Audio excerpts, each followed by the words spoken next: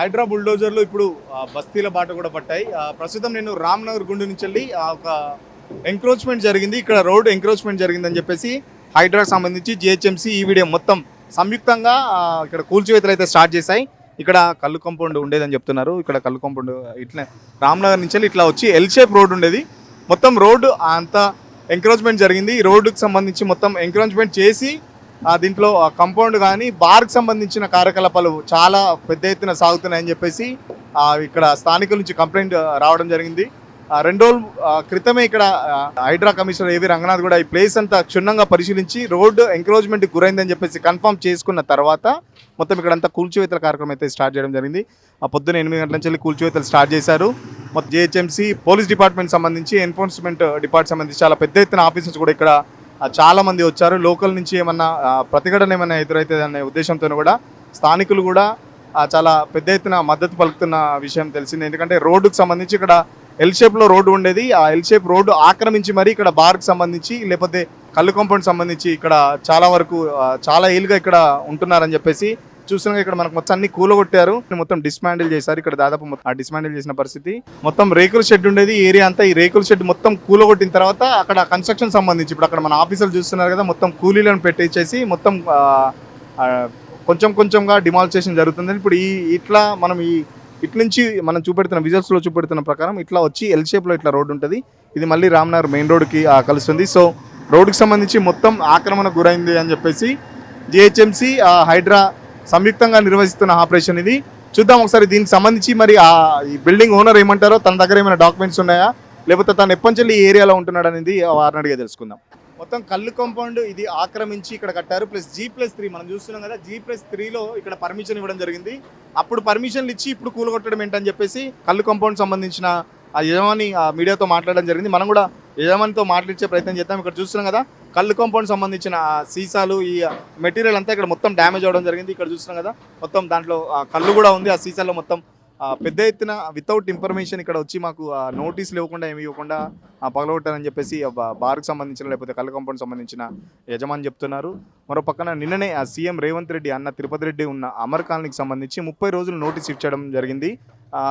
డబ్బున్న వాళ్ళకు ఒకలాగా మాకు ఒకలాగా చేస్తున్నారని చెప్పేసి ఇక్కడైతే కొందరు ఆరోపిస్తున్నారు. ఎందుకంటే వాళ్ళకి నిన్న 30 days టైం ఇచ్చారు, మాకు మాత్రం ఎలాంటి నోటీస్ ఇవ్వలేదు, ఎలాంటి టైం ఇవ్వలేదు, కనీసం మేము సామాన్ షిఫ్ట్ చేసుకునే టైం కూడా ఇవ్వలేదు అని చెప్పేసి ఇక్కడ కళ్ళు కాంపౌండ్ సంబంధించిన కొందరు యజమానులు అయితే చెప్తున్న పరిస్థితి. చూద్దాం, వాళ్ళతో కూడా మాట్లాడించే ప్రయత్నం చెప్దాం, వాళ్ళ వర్షన్ ఎలా ఉందో చూద్దాం.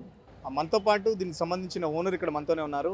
బ్రదర్, ఏంటి అసలు మీరు ఎప్పటి నుంచి ఇక్కడ ఉంటున్నారు? మీరు అంటే రోడ్డు ఆక్రమించి కట్టారని చెప్పేసి వాళ్ళు ఆరోపణ చేస్తున్నారు, దానిపై మీ సమాధానం ఏంటి?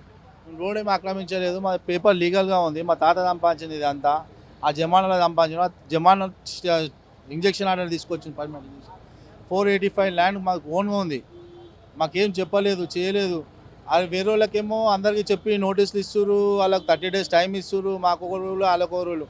మాకు నిన్న కూడా వచ్చిర్రు, ఏం కొలుచుకొని పోయారు, ఏం కాదు అని చెప్పారు. పొద్దున్న వచ్చి బుల్డేజర్ పెట్టేసిండు డైరెక్ట్. అది లోపలికంచే గుల కొట్టిండు, గుడి ఉంటే గుడి గుల కొట్టేసిండు.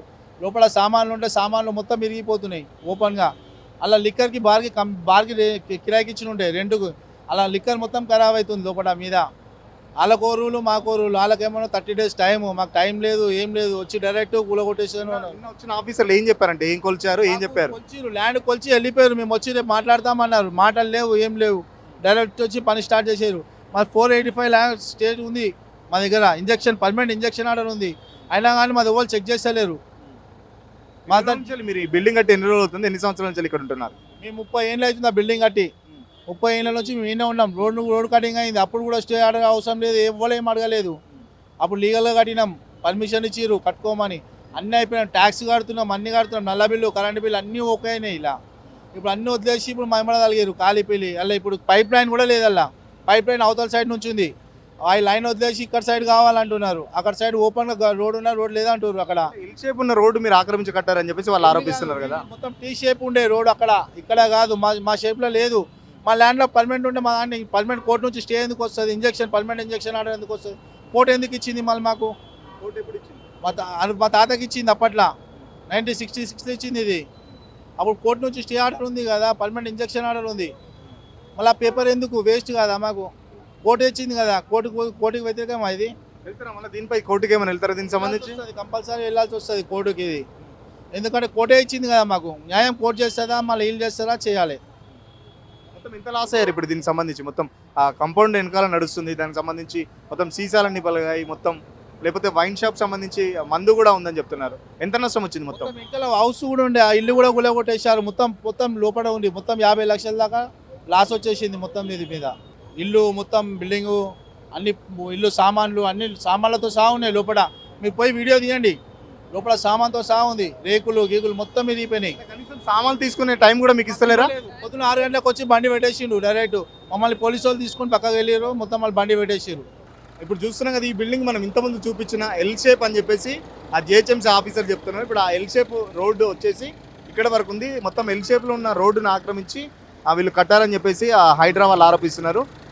దీనికి సంబంధించిన ఓనర్ అయితే నేను గత 30 ఏళ్ళుగా ఉంటున్నాను, మా తాతలు తండ్రులు సంపాదించిన ఆస్తి, మాకు సంబంధించి దీనిపై పేపర్లు కూడా ఉన్నాయి, కోర్టు ఇంజెక్షన్ ఆర్డర్ కూడా ఉంది. కనీసం మాకు కూల్చివేసే టైము, కనీసం కూల్చివేసేటప్పుడు కొంచెం టైం ఇచ్చినా మేము ఆ లోపల ఉన్న సామాన్లన్నా మేము తీసుకునే వాళ్ళం. నిన్న మాత్రం కొందరికి పెద్దవాళ్ళకైతే 30 రోజులు 40 రోజులు నోటీసులు ఇచ్చి టైం ఇస్తున్నారు. మాకు మాత్రం ఎలాంటి నోటీసులు ఎలాంటి టైం ఇవ్వలేదు. డైరెక్ట్ పొద్దున్న 6 గంటలకు వచ్చి ఆ కూల్చివేతలు స్టార్ట్ చేశారు.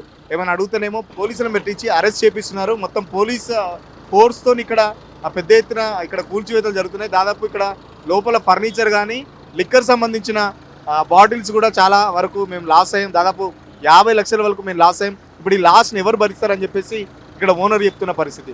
మొత్తానికైతే హైడ్రా తన దూకుడు కొనసాగిస్తుంది. హైడ్రా కొందరికి ఒకలాగా ప్రవర్తిస్తుందని చెప్పేసి హైడ్రా ఎవరికి నోటీసులు ఇవ్వదు, డైరెక్ట్ కూల్చివేతాలని చెప్పేసి హైడ్రా పక్కన చెప్తుంటే, నిన్న అమెరికానికి చెందిన వారికి మాత్రం 4 రోజులు టైం ఇచ్చింది. ఇక్కడ చూస్తే మాత్రం డైరెక్ట్ 6 గంటలకు వచ్చేసి ఆ కూల్చివేతలు స్టార్ట్ అయింది. హైడ్రాపై ఇప్పటికే ఆరోపణలు ఉన్నాయి, కేవలం ప్రతిపక్షాలను టార్గెట్ చేస్తుంది, కొందరిని టార్గెట్ చేయడానికే హైడ్రా వచ్చిందని ఆరోపణలు చేస్తున్న నేపథ్యంలో హైడ్రా ఒక్కొక్క కేసులో ఒక్కొక్కలాగా ప్రవర్తిస్తుంది. దీనికి సంబంధించి హైడ్రా అధికారులకు సమాధానం చెప్పాలి, హైడ్రా ఒకరిలాగా ఎందుకు ప్రవర్తిస్తుందని చెప్పేసి. కెమెరా పర్సన్ రాజుతో సురేష్, సిగ్నల్ టీవీ, హైదరాబాద్.